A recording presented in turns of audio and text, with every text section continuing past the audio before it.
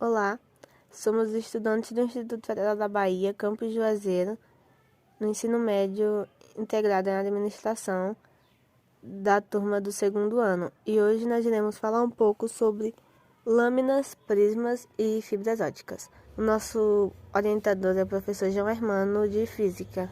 Meu nome é Ícaro Renan, sou da turma do segundo ano de administração do IFA Campus de Juazeiro e estou aqui para falar um pouco sobre os meios transparentes, que de uma forma bastante resumida, os meios transparentes são aqueles em que a luz atravessa segundo uma trajetória regular, ou seja, não sofre grandes variações de direção e nem perdas significativas de luminosidade. E alguns exemplos deles são o vácuo, que apesar de ser caracterizado como uma região que não há presença de matéria, é possível que se transfira energia através dele. Sendo assim, podemos considerá-lo como um meio. E o vácuo, nesse sentido, é o único meio perfeitamente transparente. O vidro, a maioria dos vidros tem grande transparência, uma vez que as partículas que o constituem são menores que o comprimento de onda da luz visível. E o ar atmosférico, apesar de transparente para a maior parte da luz visível, o ar atmosférico não é completamente transparente para a cor azul e violeta, assim como a água. No entanto, esse efeito só se é observado quando olhamos para uma grande extensão desse meio, ou quando olhamos para um lago profundo, ou quando olhamos para cima e vemos o céu azul. A coloração azul do céu está relacionada com a dispersão da luz pelas moléculas ali presentes. E os meios translúcidos, que de maneira bastante simplificada, são aqueles meios que permitem a transmissão da luz, no entanto, com pouca nitidez.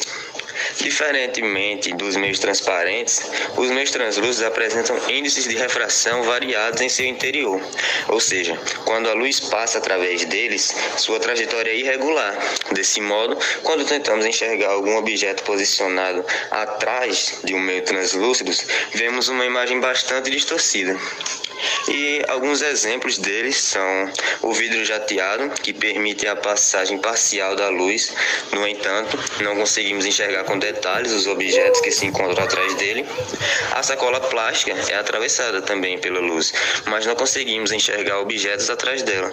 O papel manteiga, só conseguimos enxergar objetos atrás dele quando colocamos muito próximos ao meio, reduzindo assim a dispersão da luz. E a neblina, que através dela pode-se ver a luz dos faróis de um carro, mas não é possível determinar com clareza a direção que ele está se dirigindo até você. Meu nome é Naís Ferreira e eu vou falar sobre lâmina de faces paralelas, definição e equação. Eu vou falar um pouco sobre o conceito, vou apresentar alguns gráficos e exemplos também. Para melhorar a explicação dos gráficos e exemplos que serão citados, é necessário que eu explique alguns pontos que aparecem, como I1, ponto de incidência na primeira face, I2, ponto de incidência na segunda face. Número 1, índice de refração do meio onde está imensa a lâmina. Número 2, índice de refração do material que constitui a lâmina. D, é desvio lateral sofrido pelo raio. É a espessura da lâmina. E esse símbolozinho é o delta teta, que é igual a I menos R. Uma lâmina de faces paralelas é um corpo relativamente pouco espesso, de material transparente que possui duas faces paralelas.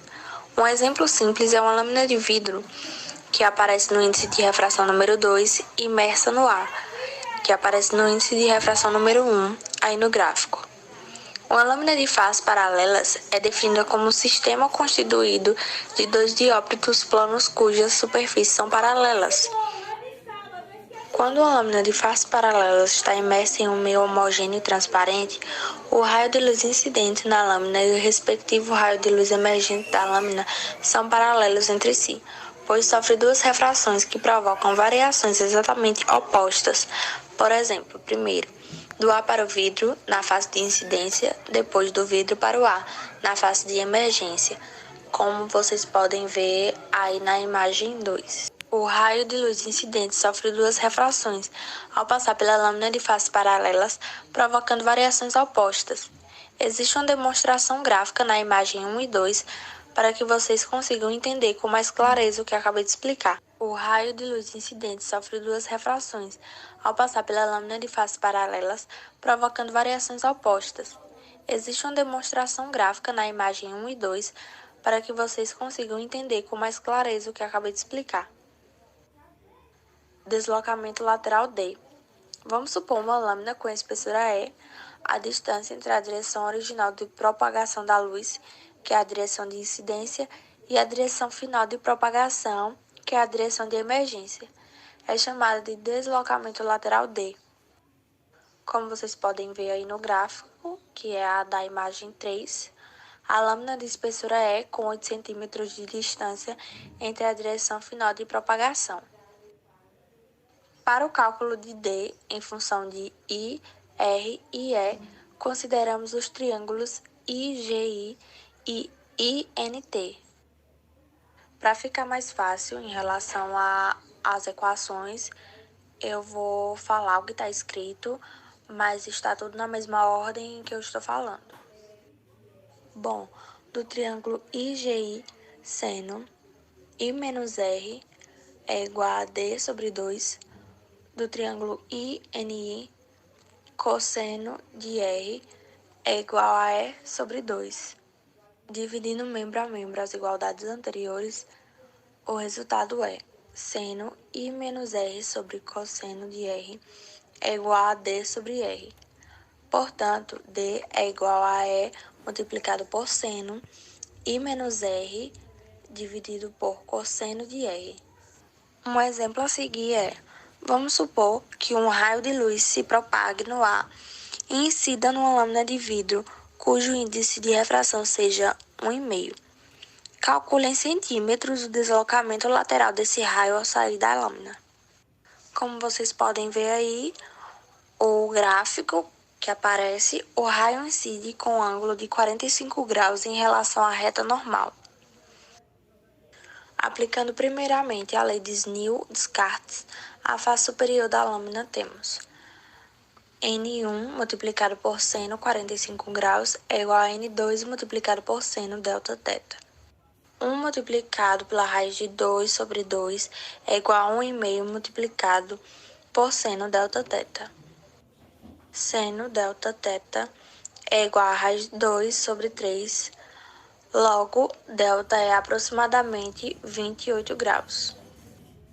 Aplicando a equação para o cálculo do desvio lateral D sofrido por um raio de luz ao atravessar uma lâmina de faces paralelas, temos D é igual a E multiplicado por seno I menos R dividido por cosseno de R. D é igual a 8 multiplicado por seno 45 graus menos 28 graus dividido por cosseno de 28 graus. D é igual a 8 multiplicado por seno 17 graus dividido por cosseno de 28 graus. D é igual a 2,34 dividido por 0,88, que dá aproximadamente 2,66 centímetros. Oi, meu nome é Alana e hoje eu vou falar um pouco sobre prisma. No contexto da ótica, é chamado de prisma o elemento óptico transparente com superfícies retas e polidas que é capaz de refletar a luz nele incidida. O formato mais usual de um prisma óptico é o de pirâmide com base quadrangular e lados triangulares.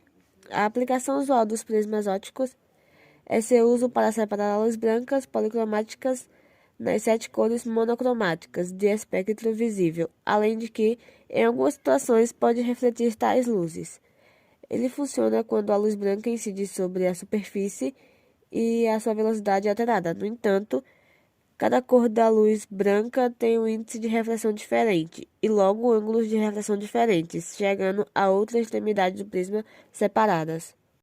Os prismas podem ser classificados em prismas dispersivos, que são usados para separar a luz em suas cores de espectro, prismas refletivos, que são usados para refletir a luz, e prismas polarizados, que podem dividir o feixe de luz em componentes de variadas polaridades. Olá, me chamo Heloísa e eu vou falar um pouco sobre as fibras ópticas. As fibras ópticas, elas são formadas por um núcleo transparente de alto índice de refração, revestido por camadas plásticas transparentes, cujos índices de refração são mais baixos que os do núcleo. O fenômeno físico que permite a utilização das fibras óticas é a reflexão interna total da luz. Para que ocorra a sua reflexão interna total, a luz é emitida para o interior do núcleo da fibra ótica, em um ângulo mínimo de incidência, chamado de ângulo limite ou de ângulo crítico, medido em relação à interface entre o núcleo e seu revestimento. Tal ângulo permite que a luz sofra sucessivas reflexões internas no interior da fibra ótica sem que ela escape de lá. Dessa forma, a luz pode ser propagada por longas distâncias, com perdas mínimas em sua intensidade, além de acompanhar o formato em que os cabos de fibra óticas estão dispostos. As fibras óticas elas servem tanto para a transmissão de dados quanto para a obtenção de imagens e sensores. Separamos duas questões para que possamos resolver. A primeira questão pede para marcar V para as alternativas verdadeiro e F para as alternativas falsas. A capacidade de transporte de informações das fibras óticas é a mesma que a dos cabos metálicos, todavia, a fibra ótica é mais leve e flexível, o que a torna mais eficiente. Nesse caso, essa afirmação ela é falsa, porque a capacidade de transporte das fibras óticas é infinitivamente superior à capacidade dos cabos metálicos. O índice de refração do núcleo da fibra deve ser maior que o índice da casca que a envolve. Essa alternativa ela é verdadeira, porque para que ocorram as reflexões totais, o núcleo da fibra ótica ela deve possuir um índice de refração maior que o da casca. As fibras óticas funcionam por meio do princípio da reflexão total da luz. Essa afirmação ela também é verdadeira, porque o processo utilizado nas fibras óticas é o de reflexão total dos raios luminosos. Todo meio por onde a luz pode se propagar tem um índice de refração, que nada mais é do que a razão entre a velocidade da luz no vácuo e a velocidade da luz no meio.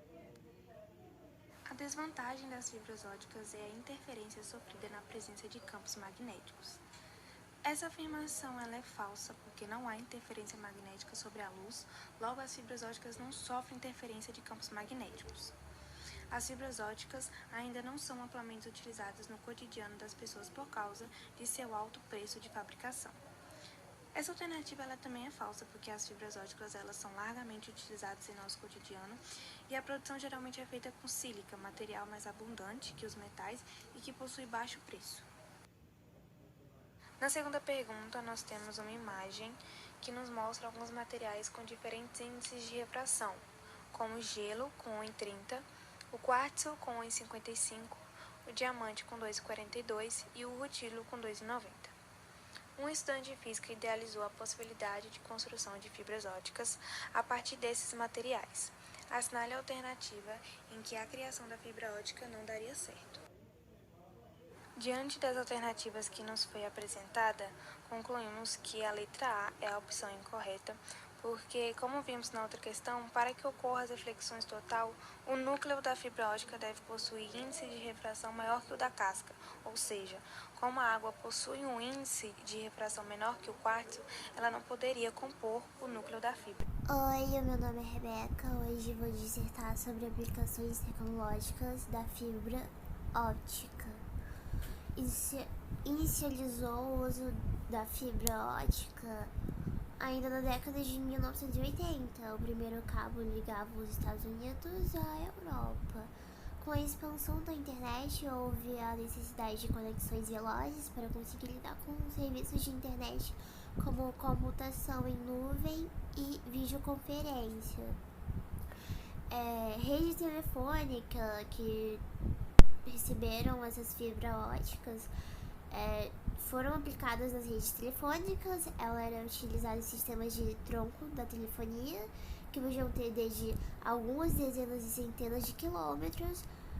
Também foi implantado em rede digital de serviços integrados, que hoje temos a capacidade de suportar transmissões por conta das fibras óticas.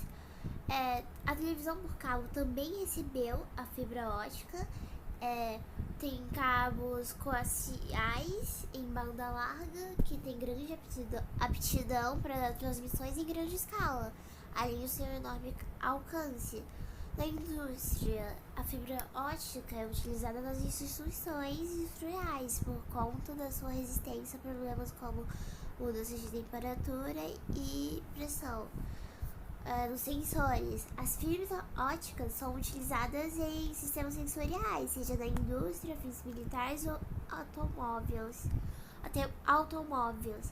A fibra é utilizada nesses meios por conta da sua pequena dimensão e resistência a ambientes hostis.